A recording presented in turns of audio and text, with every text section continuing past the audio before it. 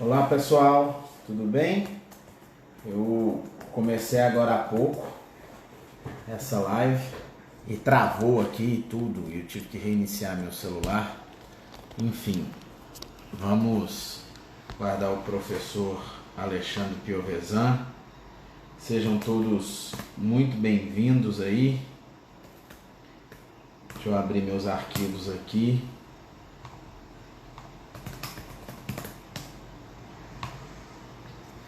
Sei que esses tempos de pandemia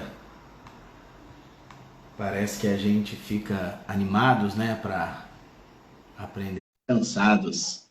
Fernando Cassaro, um abraço para você e para a professora Vólia. Fernando, quero fazer uma live com a professora Vólia, vamos combinar depois, viu?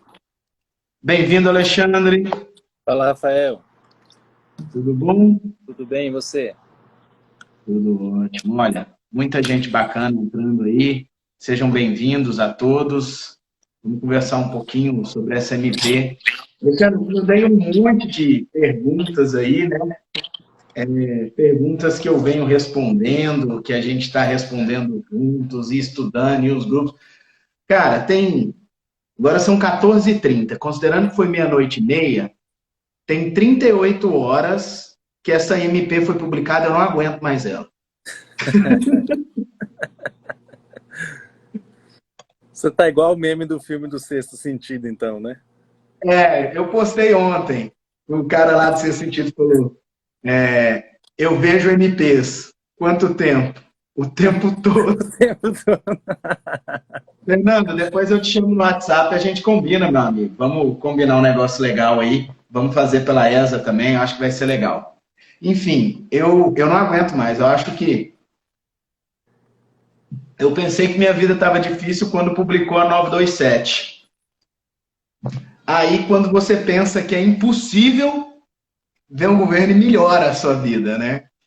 Eu fico imaginando vocês, magistrados, o Alexandre, fica só se divertindo, olhando para nós, advogados, sofrer e pensando: orienta do jeito que você quiser, fala o jeito que você quiser, a hora que cair aqui eu decido. Mas, apesar dessas questões aí, Rafael, tenha certeza que na magistratura a medida provisória, tanto a 927 como a 936, traz um eixo bastante divergente de interpretações, né? E a gente pôde confirmar isso, eu tenho te acompanhado aí desde a semana retrasada nas suas lives que você fez com vários juristas aí, grandes juristas, até não sei nem por que você me convidou para fazer live com você, porque seu nível é altíssimo, né, nas lives.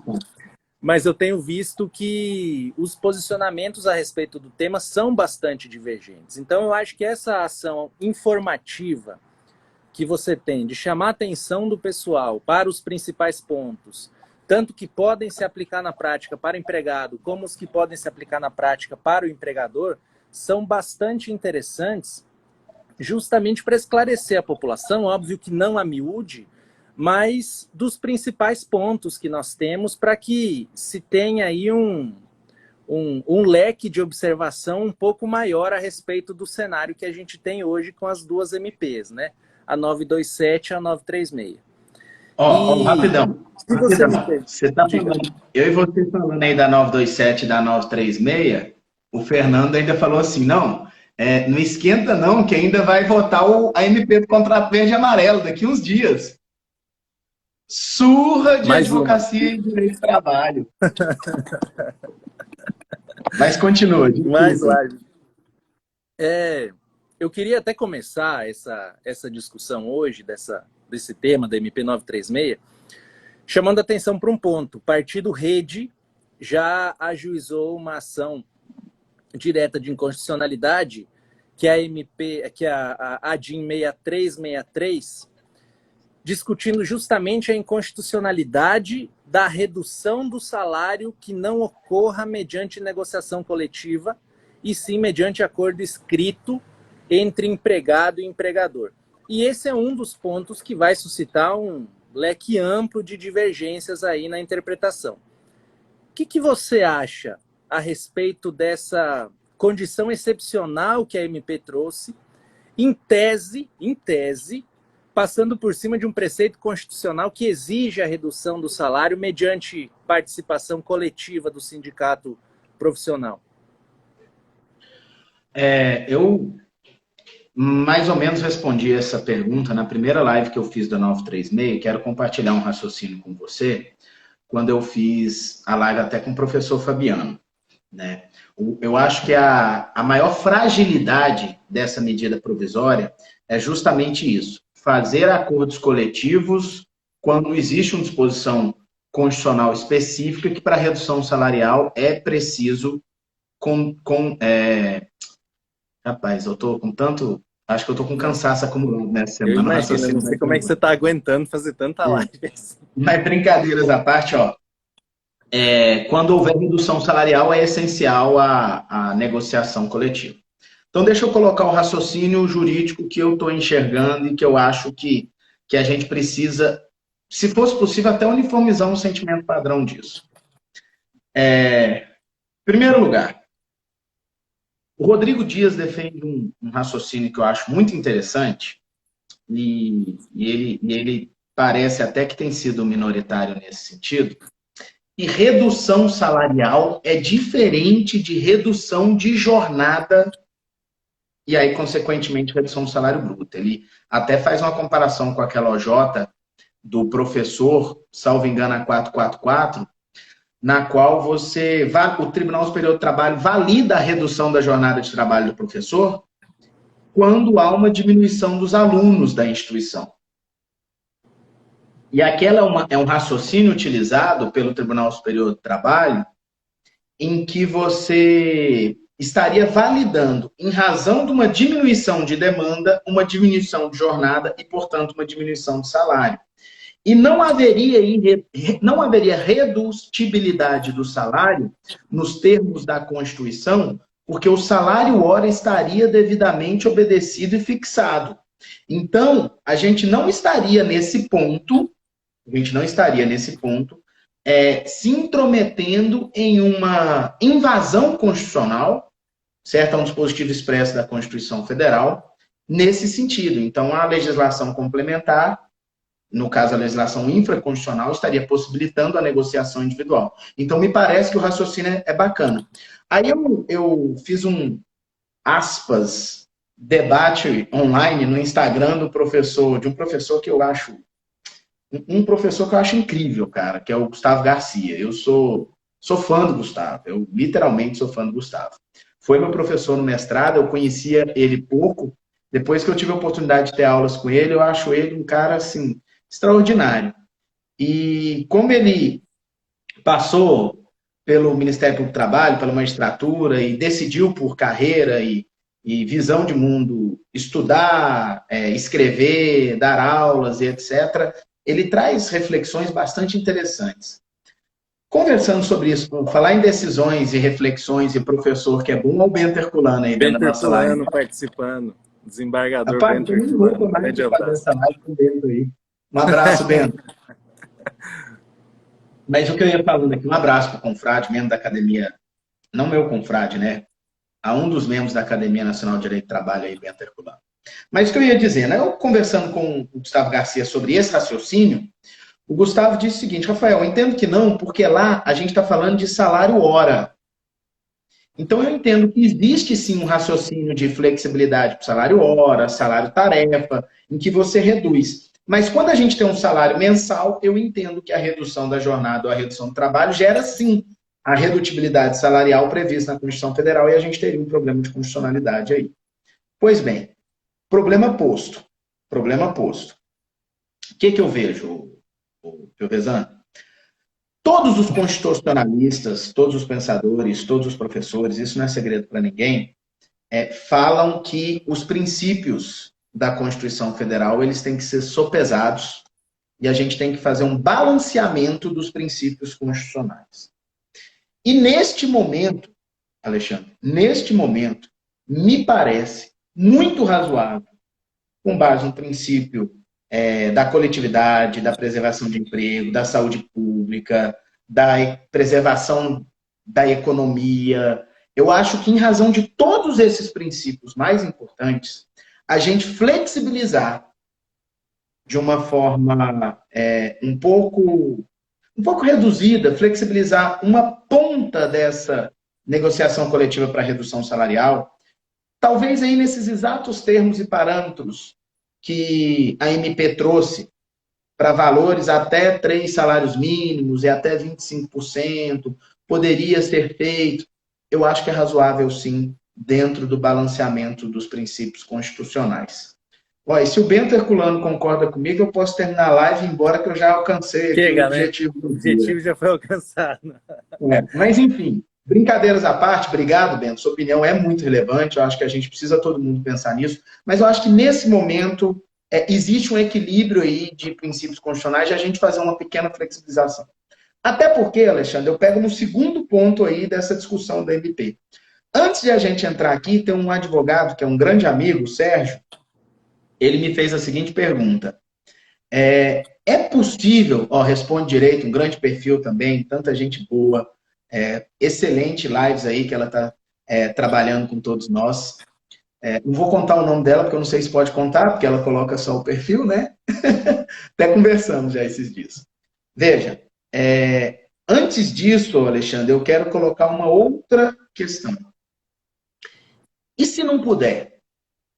E se for inconstitucional? E se o empregador fizer o acordo coletivo e vier ao Poder Judiciário Trabalhista, entendendo que não podia e que tinha que ser um instrumento coletivo e que precisaria, então, pagar a diferença do salário do trabalhador? Qual que é a consequência disso? Cara, para mim, é clara, evidente e necessária a responsabilização do Estado. Os empregadores não só poderão, como deverão buscar a responsabilidade civil do Estado, e aí no âmbito devido, né, não seria nem... Aí tem uma discussão se viria aqui... Eu vou além, se me permite uma parte até nesse ponto, trabalho, e etc. Então, como a gente não pode pensar em responsabilização do Estado nesse sentido, aí eu acho que seria irresponsável anular a MP. Mas diga lá. Essa questão da responsabilização do Estado, ela parte do próprio princípio da confiança legítima, né? O que é o princípio da confiança legítima? Eu, enquanto jurisdicionado, vou agir conforme a legislação exige. Vem o Estado, apresenta uma medida provisória. Eu, empregador, vou lá e sigo a medida provisória. Ela é declarada inconstitucional. Mas eu, com base no princípio da confiança legítima, simplesmente obedeci os termos constantes na medida provisória.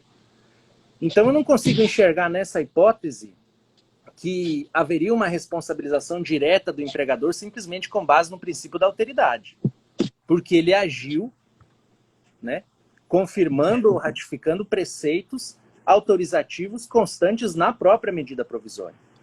E sobre essa questão da inconstitucionalidade, tem um fundamento do direito coletivo norte-americano que ele me chama muito a atenção, que é o loss win. Ou seja, eu posso negociar, o empregado e o empregador podem negociar, e eu posso suprimir determinado direito do empregado desde que eu contrabalanceie essa relação concedendo um outro direito de igual envergadura. E aí quando a gente cai nessa hipótese de redução salarial, primeiro que o meu entendimento é o mesmo entendimento do seu. Se eu estou reduzindo o salário e, consequentemente, reduzindo jornada de trabalho, eu mantenho a contraprestatividade do meu contrato. Eu mantenho o equilíbrio do meu contrato. E, além disso, eu estou protegendo um valor maior, que é justamente a proteção do pleno emprego.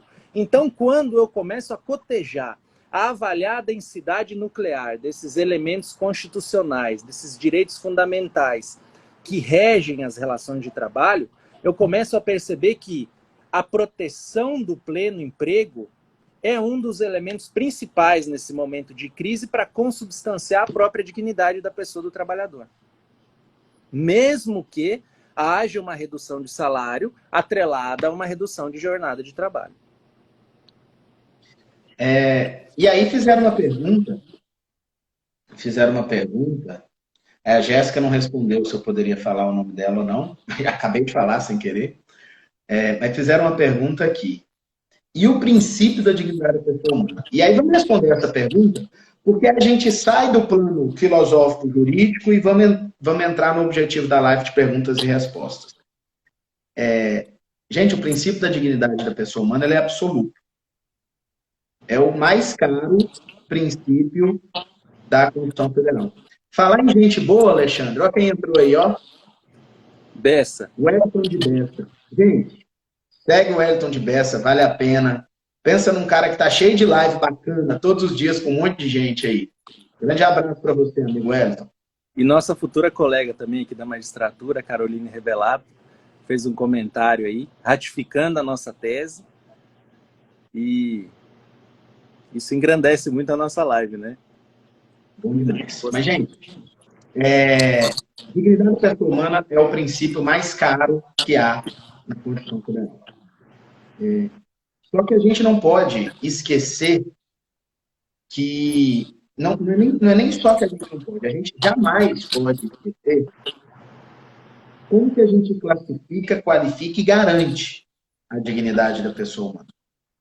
A dignidade da pessoa humana, ela tem uma obrigação do Estado, ela tem uma função social da empresa, ela tem um espaço na sociedade, e nesse momento, em redução de salário, isso não fere. Se isso estiver devidamente fundamentado, acompanhado e motivado por preservação de empregos, isso não fere a dignidade da pessoa humana. A gente não está defendendo aqui redução salarial oportunista. E atenção, quem for oportunista vai ser identificado. Quem não fizer direito vai ser identificado. Então é isso que a gente tem que estabelecer.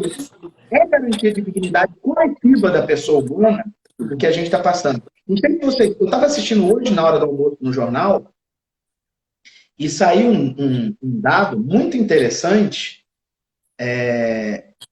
que é que os Estados Unidos, depois de 10 anos seguidos de pleno emprego, de crescimento de número de empregos, não de pleno emprego, nós tivemos agora, nesse mês de março, uma redução do número de empregos nos Estados Unidos. Estados Unidos, ele é a referência econômica mundial. O que está acontecendo lá é o que o governo brasileiro está tentando evitar ou diminuir que aconteça aqui. E acho que é importante. As pessoas têm que entender, antes de elas colocarem, mas o meu salário não podia ser reduzido, como é que eu vou fazer, como é que eu vou pagar a conta? A pergunta é, como que você vai pagar a conta sem emprego? Desculpa, mas o momento é delicado. O Vandir, e outra coisa também. O Vandir que está nos assistindo aí, e que é um advogado, está falando que o direito à vida é mais caro do que a dignidade da pessoa humana. Quero dizer ao Vandir que o bom advogado, ele vem aqui, dá a cara e coloca o comentário aqui na live, não é no meu WhatsApp, não, viu, Vandir? Grande abraço, amigo. Com certeza o direito à vida ele é mais caro.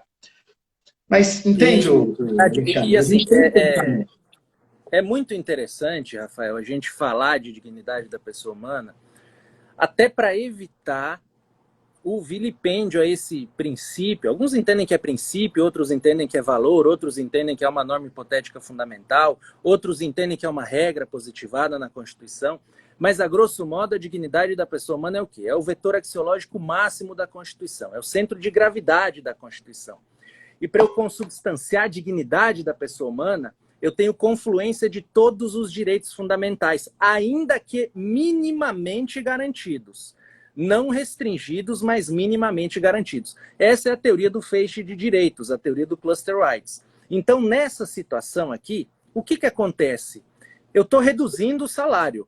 Ora, eu continuo pagando o salário para o trabalhador, mas em percentual inferior, e, consequentemente, também reduz a jornada de trabalho, né? Paralelamente, eu faço o quê? Eu protejo o emprego desse sujeito. Eu protejo o emprego desse trabalhador. Então, eu não consigo enxergar que nessa situação de, óbvio, uma redução de ganho econômico do trabalhador, eu tenho um vilipêndio à dignidade da pessoa humana. Como você falou, olha, é muito mais palpável violar a dignidade da pessoa humana tirando esse sujeito do emprego do que simplesmente reduzindo o salário e a jornada, mantendo o sinalagma contratual, mantendo a contraprestatividade e garantindo emprego a ele. E eu vou além. Medida provisória ainda trouxe uma hipótese excepcional de garantia de emprego, que é pelo período em que durar a suspensão, nos casos de suspensão, ou pelo período em que durar a redução, nos casos de redução.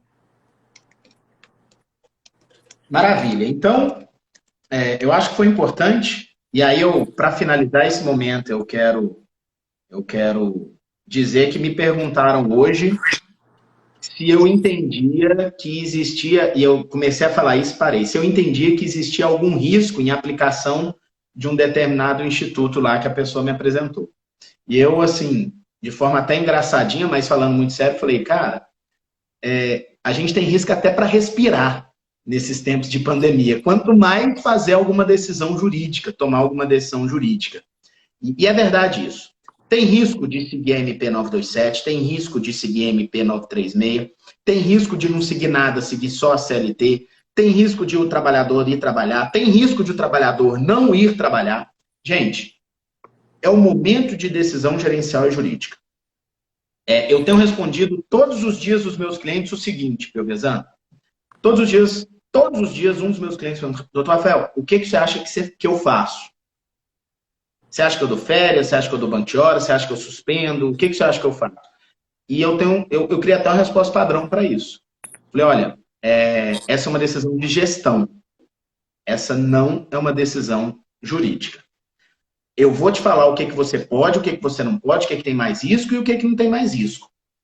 Essa é uma decisão de gestão. Qualquer decisão de gestão que você tomar vai ter um risco. E o meu papel é encaixar isso no ordenamento jurídico. E se você tiver... Por exemplo, hoje me perguntaram se ela poderia dar um comunicado para os empregados assim. Olha, vocês vão para casa, depois a gente resolve o que fazer. Pode ser que seja férias, pode ser que seja antecipação de feriados, pode ser que seja suspensão, pode ser que seja banco de horas. Eu virei para ele e falei, olha, a gente pode muitas coisas nesses tempos, mas isso não. Isso não dá. Então, assim, e aí eu quero falar para os meus colegas advogados que estão assistindo a nós, os empresários, os profissionais de RH, os contadores, nós estamos sendo demandados perguntas de gestão no lugar de apenas perguntas jurídicas. Senhores, os donos das empresas têm que tomar decisões. Cabe a nós, que somos quem vai orientar essas pessoas, apresentar as possibilidades jurídicas dessas decisões. Mas a responsabilidade é a diretoria de empresa, são os donos da empresa. Eu posso dizer o que eu fiz no meu caso, que eu também sou proprietário de um escritório de advocacia e eu tenho aqui quase 40 pessoas CLT no meu escritório, como você sabe. E aí eu estou tomando aqui algumas decisões internas com base na legislação. Só que aí é o momento Rafael Lara gestor. Não é o momento Rafael Lara advogado. Então eu tenho falado isso para os meus colegas advogados para eles entenderem que nós não somos os gestores das empresas. A gente tem que entender a eles, repassar aos gestores da empresa que eles são os gestores da empresa. E aí a Flávia Dourado fala, eu sou advogado de empresa, os diretores estão perdidos. Flávia, os diretores estão perdidos, os professores estão perdidos, os políticos estão perdidos, os médicos estão perdidos.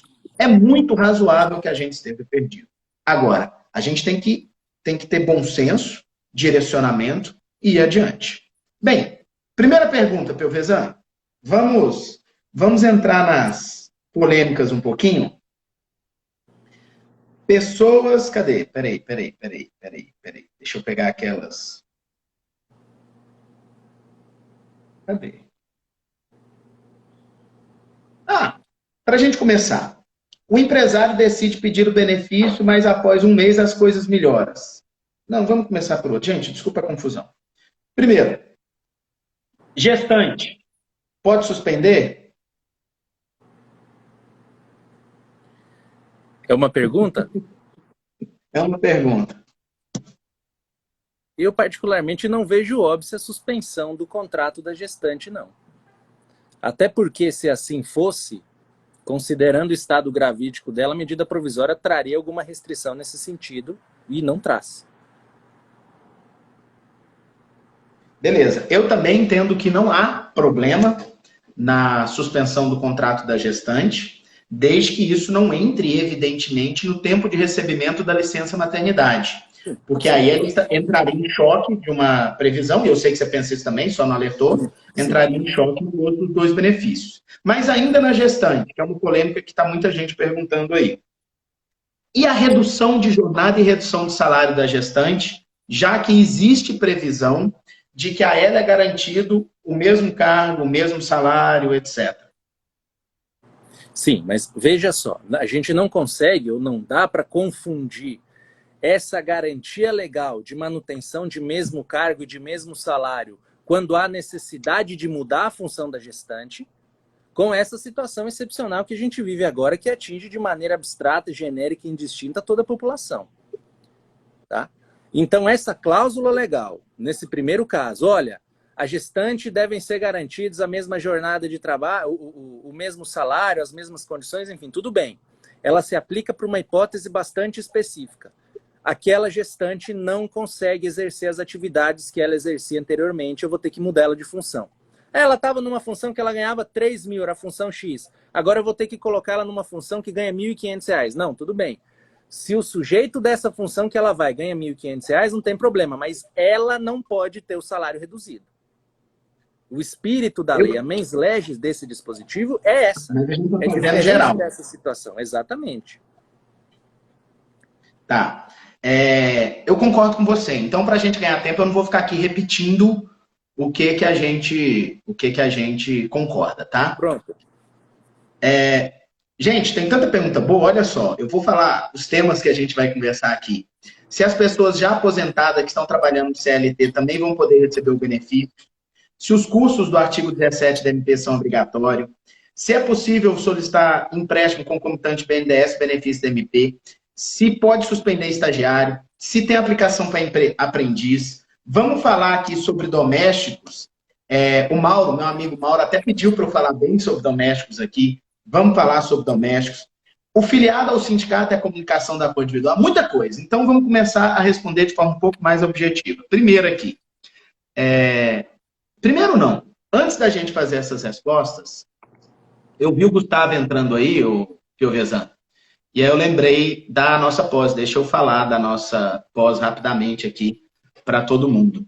Gente, advogados, advogadas, quem é do direito, quem não é do direito, quem tem curso superior e trabalha com gestão de empresas ou já está pensando numa melhoria de trabalho, de cargo, de oportunidade para depois. Eu e o Alexandre Piovesan, a gente coordena uma pós-graduação em compliance, tá? Não é compliance trabalhista, não é direito do trabalho, é compliance geral mesmo, aplicado à empresa.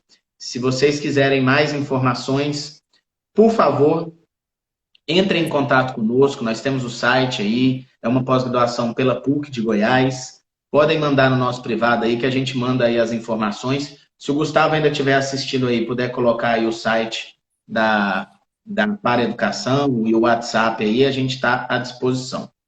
Mas, Alexandre, pessoas que já são aposentadas, mas que estão trabalhando, também podem Rafael, receber... Aproveita essa deixa do compliance e responde aquela pergunta do BNDES. Pergunta do BNDES. É possível a mesma empresa solicitar concomitantemente o empréstimo do BNDES e o benefício da MP 936? Gente, vamos lembrar o que é o empréstimo do BNDES, tá certo? O BNDES abriu uma linha de crédito para a empresa para pagar até 2 salários mínimos por trabalhador, com prazo de pagamento de 36 meses e carência de 6 meses para fazer esse pagamento em taxa de juro pela Selic, que é 3,75% ao ano atualmente. É incrível, resumindo. É uma linha de crédito incrível. E essa é uma possibilidade para a empresa. Só que também o governo trouxe outras possibilidades para a empresa, que é a suspensão do contrato de trabalho e a redução de salário aí com um benefício emergencial. Então, fica a pergunta, Alexandre, a empresa pode se utilizar das duas formas? E o que o compliance tem a ver com isso? Com toda certeza, a empresa pode se utilizar das duas alternativas. Essas alternativas que o governo federal tem colocado à disposição das empresas, né, e os bancos estatais têm colocado à disposição das empresas, elas não são alternativas únicas. Olha, se isso, não isso. Ou seja, se eu adotar a MP 936, eu não posso adotar outras alternativas. Não. O grande foco agora é justamente a sobrevivência da empresa. É a manutenção da integridade da empresa. É a manutenção da empresa viva para poder empregar outras pessoas, para poder manter os contratos de trabalho e, mais do que isso, para poder pagar salário. Suponha a seguinte situação, Rafael. Vem o empregador e fala assim, não, eu vou suspender os contratos de trabalho com base na MP 936. Ele suspende os contratos, ele não consegue vender, a atividade dele está paralisada e ele precisa de um fluxo de caixa para pagar salário. Aí a quem ele vai se socorrer? BNDES. É uma alternativa que ele tem. É um dos caminhos que ele tem. E o BNDES, nessa questão do compliance, ele é bastante atento, né, à manutenção desses planos de integridade das empresas aí, porque estatais, exemplo de Caixa Econômica, Banco do Brasil também seguiram essa linha, de não conceder empréstimo para empresas que violam alguns direitos, especialmente aqui no nosso leque, direitos trabalhistas, como, por exemplo, manutenção de trabalhadores em condição análoga de escravo, por exemplo. Isso é uma medida de compliance pura, né? O que você acha a respeito? Eu acho perfeito. Eu acho que existe a previsão aí de gestão, de compliance, de orientação e cumular, sim, os benefícios diferentes que estão sendo colocados, a não ser que tenha restrição expressa de alguma legislação, dizendo que quem se utiliza de um benefício não pode se utilizar de outro, é plenamente possível. Pessoal, pergunta aqui. Pessoas que já são aposentadas, mas que estão trabalhando CLT, também podem receber o benefício da MP 936? Existe uma previsão expressa na 936, não é, Alexandre? Falando que quem recebe inclusive outros benefícios não podem receber o benefício da 936, tá? Então, o aposentado... 6º, parágrafo 2º, inciso 2, a linha A. Então o que acontece? O aposentado, ele não vai receber o benefício. Então, não tem como você colocar ele em suspensão no contrato de trabalho. Sim. Alguma coisa a acrescentar? Não. De acordo, assim, literalidade da MP, nada. Exatamente. Olha só, uma pergunta repetida já. Para quem vai fazer suspensão do contrato de trabalho?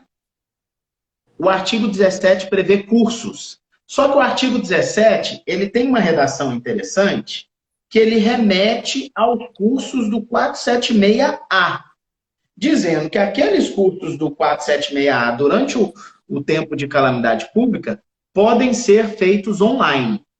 Tem gente que está interpretando que para fazer essa suspensão da MP 936 é obrigatório fazer cursos ainda que seja online. Tem gente que está interpretando que eu tenho dois regramentos diferentes. Um regramento de suspensão do 476A, que aqui nessa disposição final diz que o curso pode ser online, e outro regulamento de suspensão pela MP 936, no qual o curso não seria obrigatório, já que eu tenho uma contrapartida de estabilidade. Como que você enxerga? Fico com a segunda. Eu fico com a segunda possibilidade. A suspensão do 476A, ela é claramente uma suspensão para capacitação do empregado. Enquanto que a suspensão da MP 936 é uma suspensão decorrente de um estado de calamidade a que se refere lá o Decreto 6 de 2020. São situações diferentes. Agora, é claro que o empregador, nessa hipótese, ele pode, poxa, olha, considerando que eu não vou conseguir exercer as minhas atividades nesse período, ou que as minhas atividades estão mitigadas, ao invés de eu suspender esses contratos de trabalho com base na MP 936, eu vou me socorrer ao 476A da CLT. Porque, paralelamente, além de suspender, eu já estou capacitando o meu empregado. Então, eu vejo as duas hipóteses como hipóteses distintas. Tá? O que você acha? Então, você está dizendo que quem fizer a suspensão pela MP 936 não precisa fazer o curso. Quem fizer a suspensão pela MP 936, não. Qual é a causa da suspensão da MP 936? Estado de calamidade. Tanto quem que ela fizer diz... a suspensão pelo 476A, cujo objeto não é estado de calamidade, mas sim capacitação do trabalhador, aí tem que fazer o curso. Só que o que me parece que a MP fez aqui no 17? Ela trouxe o seguinte, olha, você pode suspender com base na MP.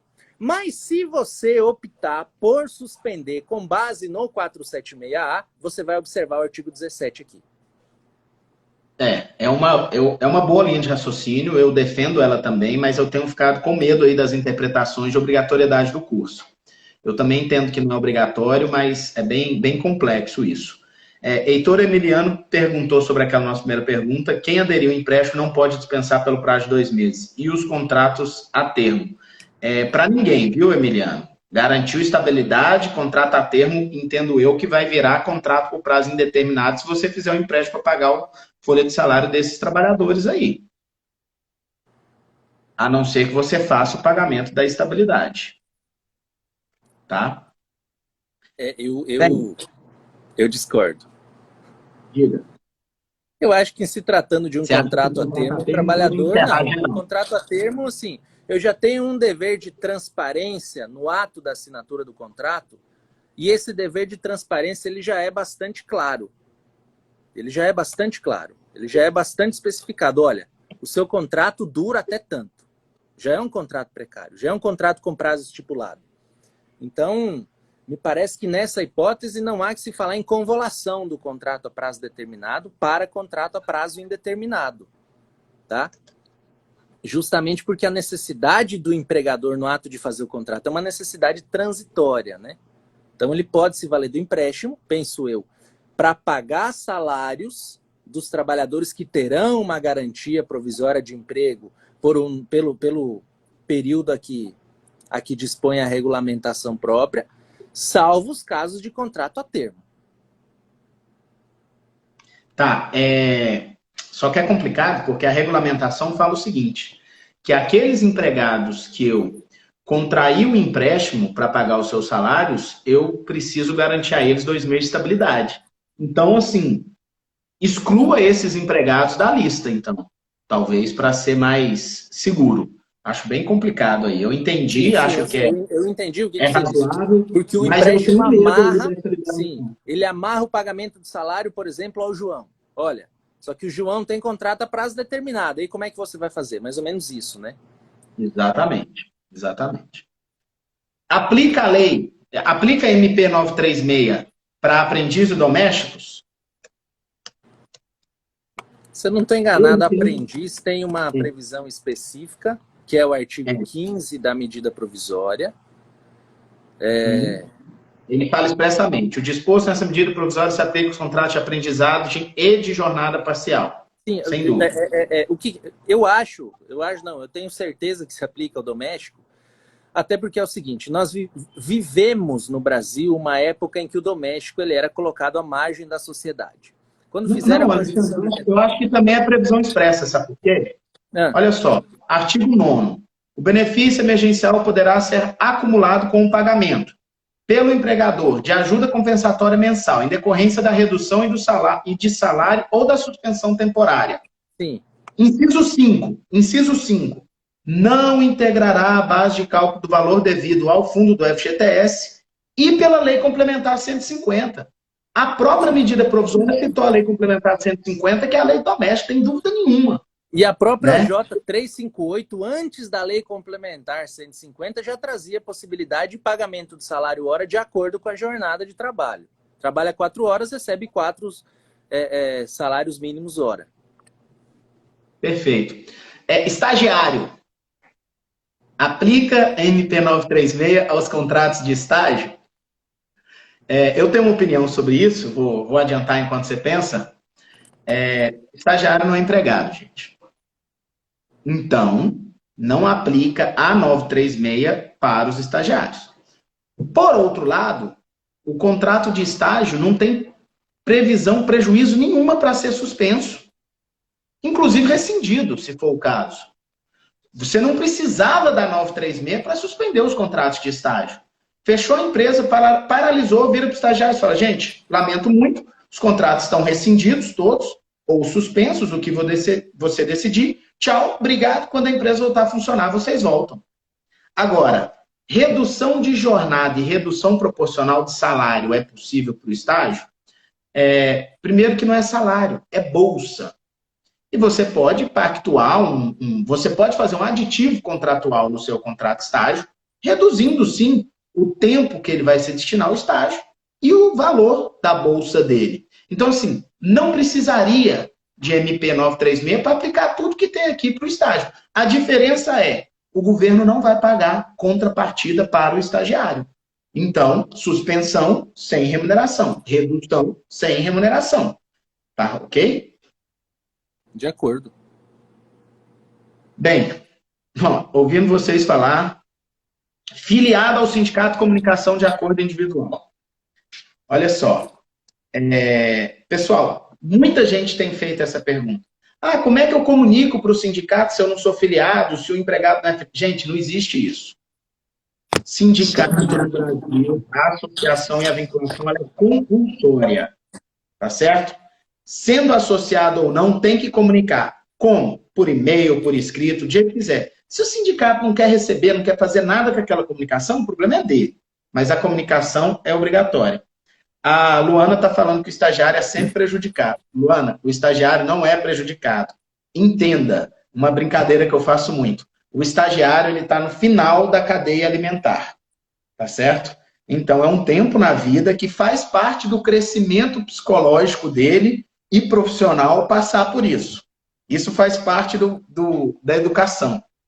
Eu, quando era estagiário, brincava que o artigo 5º caput da Constituição, que trata dos direitos e garantias fundamentais, ele tinha que ter um finalzinho assim, exceto estagiários, né? Não, eu costumo dizer que o estagiário é aquele cara que ele ganha pito da tia do cafezinho. Significa o quê? Que a tia do cafezinho vem, serve o café para todo mundo, o estagiário olha para ela e fala, e eu? Ela olha para ele, cortou minha piada, né? Sacanagem. Olha só, tem uma pergunta aqui que é muito boa, Piovesan. Existe possibilidade do mesmo funcionário ser suspenso por um período e ter sua jornada reduzida em outro? O pessoal está perguntando se dá para utilizar os dois mecanismos da 936. Gente, também é previsão expressa. Também é previsão expressa da lei. A 936, artigo 16, fala o seguinte. O tempo máximo de redução proporcional de jornada e de salário e de suspensão temporária do contrato de trabalho, ainda que sucessivos, não poderá ser inferior a 90 dias, respeitado o prazo máximo de que trata o artigo 8º. Presta atenção. A suspensão tem limite de 60 dias. A redução de salário e jornada tem limite de 90 dias. Eu posso fazer os dois, mas eu não posso passar de 90. Eu posso suspender 30 e posso reduzir salário e jornada por 60? Posso. Posso suspender 60 e reduzir salário e jornada por 30? Posso.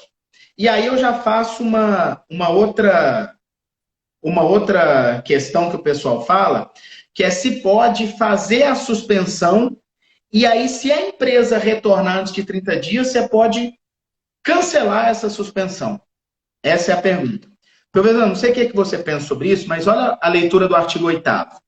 Durante o estado de calamidade pública, o empregador poderá acordar a suspensão temporária do contrato de trabalho de seus empregados, pelo prazo máximo de 60 dias, que poderá ser fracionado em até 2 períodos de 30 dias. Tá certo? E aí fala o que mantém direito, etc. E etc. O que eu vejo?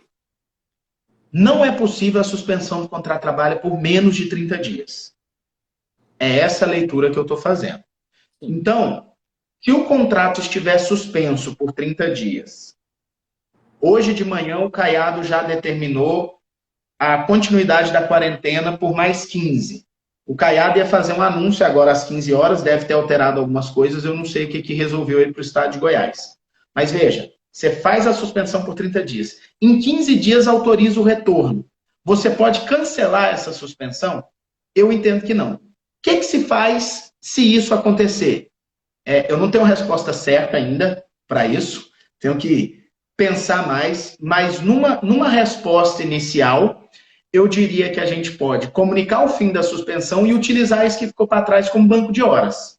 Algo do gênero. Seria aí a possibilidade. Apesar de que a MP 927, ela diz o que é que precisa previamente combinar o banco de horas. Então, antes de suspender, já assina um acordo individual de banco de horas para compensação de 18 meses depois, porque você se garante aí. É a recomendação para ficar salvo aí. De acordo.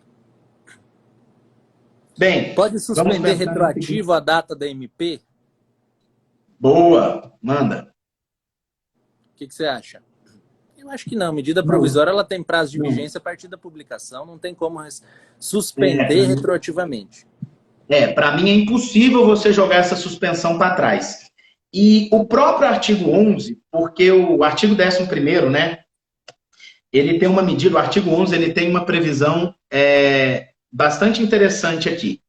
As medidas de redução de jornada de trabalho e de salário ou de suspensão temporária de contrato de trabalho, de que trata essa medida provisória, poderão ser celebradas por meio do acordo coletivo.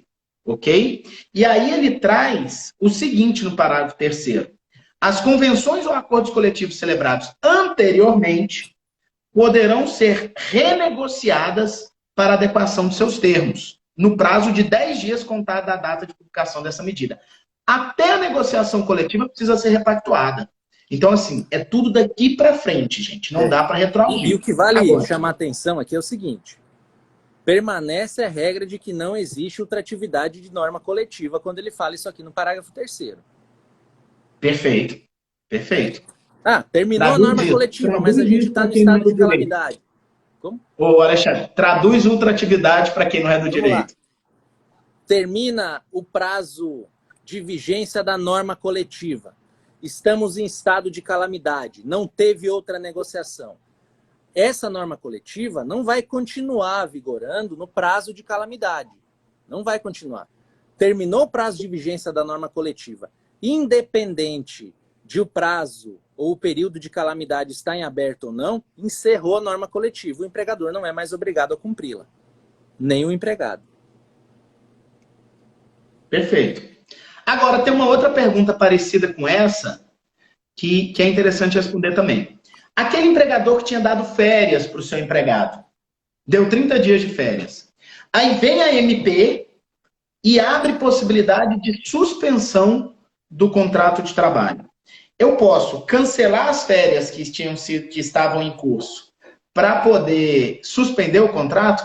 Igor Tironi, fundamenta aí por que você discorda e de qual posição, por favor. Fica à vontade, eu faço questão de ler e a gente conversar sobre isso. Mas voltando à nossa pergunta aqui, o Piovesan, posso suspender as férias, tá certo? Para poder colocar um empregado em suspensão do contrato de trabalho? Não, não me parece plausível isso, não. Seria uma hipótese até de, utilizando algum tipo de subterfúgio, talvez aplicar essa MP retroativamente à data da concessão das férias. Né? Eu não consigo enxergar essa hipótese como uma hipótese razoável e juridicamente aceita, não. O que você acha? Eu penso o seguinte. Antes deixa eu ver, porque uma pessoa citou um artigo aqui falando que autoriza a paralisação da suspensão, a Érica. Durante o Estado, parágrafo 3º, o contrato será restabelecido no prazo de 2 dias corridos da cessação do Estado. Interessante. Vou voltar nessa aqui daqui a pouquinho, Érica. Gente, olha só. Contrariando agora o que você pensou, Alexandre. O empregado está de férias. Eu vou suspender as férias para colocar... Vou interromper as férias para colocar ele em suspensão do contrato de trabalho. Vamos analisar sob o ponto de vista da norma mais favorável para o próprio empregado. Para o próprio empregado. Me parece mais favorável ao empregado ele retornar das férias e suspender o seu contrato de trabalho, desde que ele tenha gozado no mínimo 5 dias de férias, e que ele concorde também.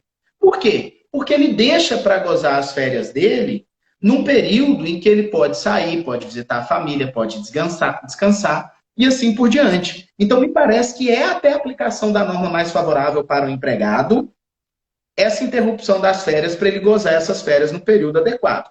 Recomendação aos colegas advogados e empresários. Se for fazer uma negociação coletiva de suspensão, faça essa previsão.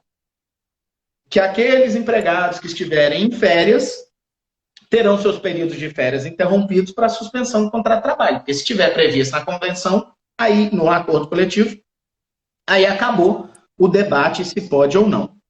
Belvezan, vamos... Tem uma advogada aí, eu esqueci o nome dela agora, que ela trouxe uma reflexão que eu acho interessante a gente analisar isso aqui.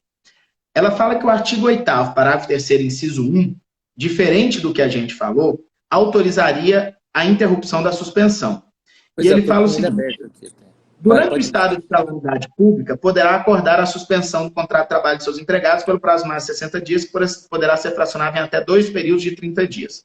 Parágrafo 3º. O contrato de trabalho será restabelecido no prazo de 2 dias corridos, contado da cessação do estado de calamidade pública, da data estabelecida no acordo individual como termo de encerramento do período ou suspensão pactuado, da data de comunicação do empregador que informa o empregado sobre sua decisão de antecipar o fim do período de suspensão pactuado.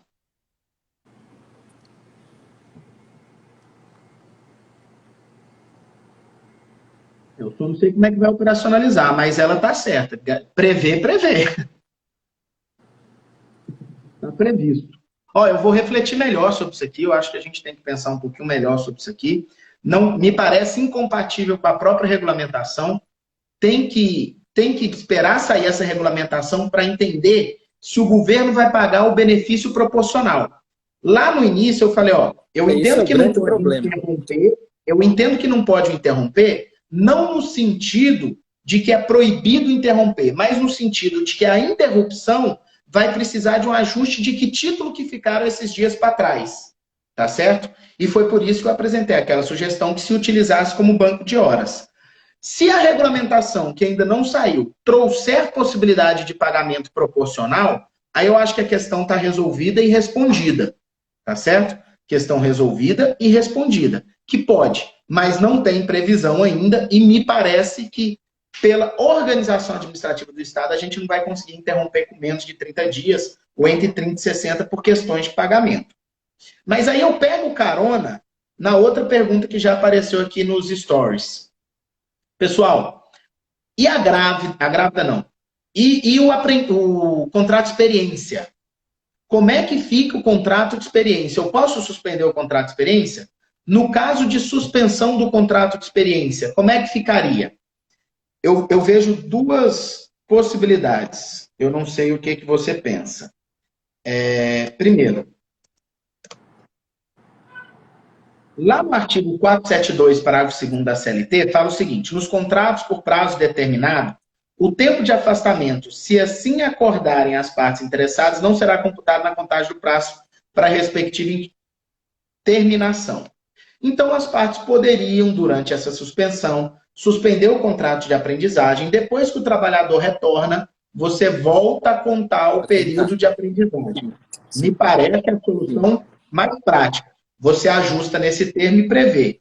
Até porque no contrato de experiência, se me permite, tem uma reserva bem interessante aqui. Se eu suspendo o contrato, como é que eu, abre aspas, experimento o trabalho do empregado? Essa fase de tato, ela está superada. Eu não tenho como fazer isso. Eu não tenho como avaliar se aquele empregado detém as competências para trabalhar para mim. E o empregado não tem como avaliar se ele quer trabalhar naquele emprego, se ele quer se sujeitar aos comandos objetivos daquele empregador. Só que, aqui no inciso 2 do parágrafo 3º, dá uma outra possibilidade também. O contrato de trabalho será restabelecido no prazo de 2 dias contado da data estabelecida no acordo individual como... Não, desculpa. Cadê? Da data estabelecida no acordo individual como termo de encerramento do período e suspensão do pactuado. Não.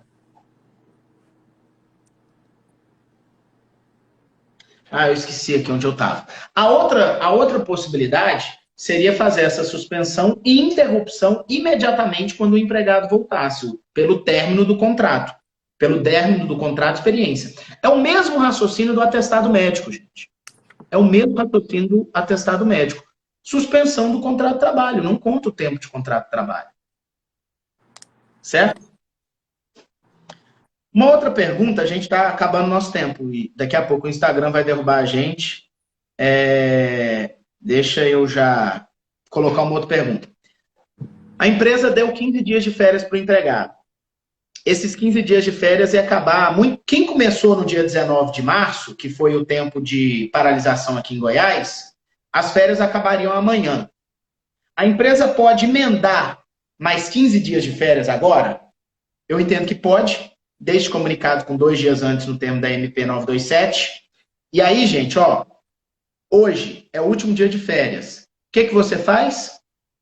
Comunica hoje a prorrogação dessas férias, ele reinicia férias a partir de segunda-feira e joga 2 dias de trabalho aí, nesse meio tempo, sábado e domingo. Você pode até antecipar um feriado para sábado, se você quiser, porque a MP 927 também permite essa possibilidade. Não vejo problema nenhum em emendar uma férias na outra, sempre limitado aos 30 dias.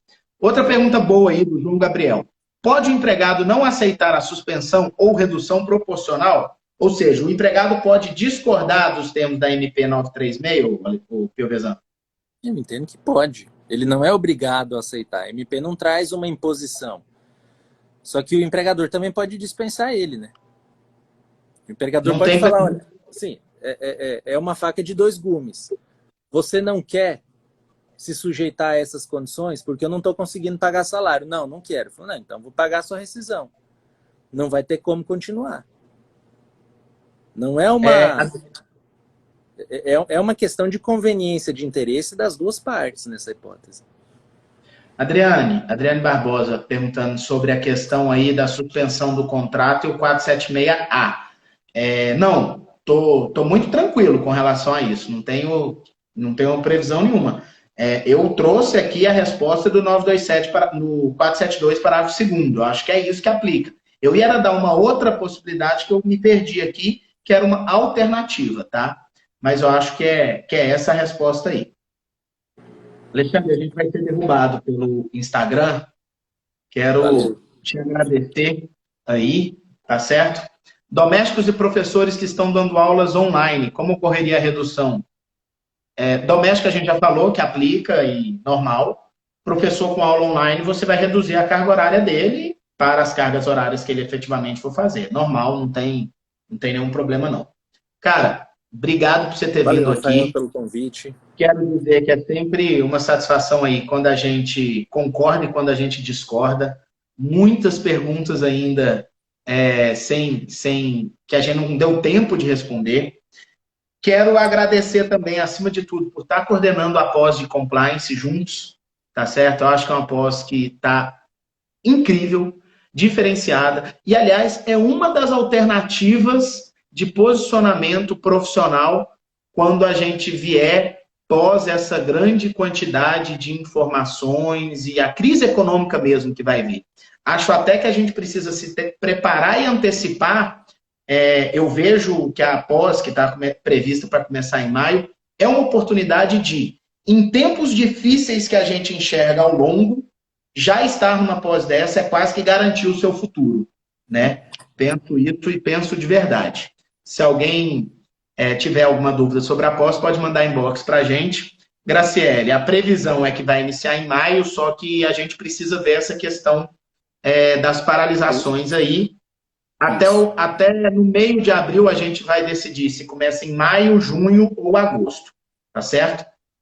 Fica aí o convite de todos para conhecer essa pós. É uma pós-graduação que eu, sinceramente, acho que vale a pena. Se eu, com toda a sinceridade do mundo, se eu estivesse iniciando uma pós-graduação agora, tivesse em dúvida do que fazer, eu começaria por essa pós de compliance, porque ela passa por diversas matérias relacionadas à gestão e o direito corporativo, tá certo? Abre a cabeça do advogado, até para quem não tem interesse de trabalhar com compliance, e abre a cabeça de quem não é advogado e tem interesse de trabalhar com compliance. Sem contar que haverá possivelmente um link comparado e um módulo internacional que realizaremos aí, né, Rafael?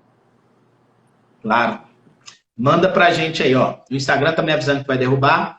A live vai ficar gravada aqui, Jéssica, minha querida coordenadora da ESA lá de posse, vai ficar gravada aqui no meu perfil 24 horas. E eu também vou colocar ela no YouTube lá do escritório, canal do YouTube do escritório, Lara Martins Advogados.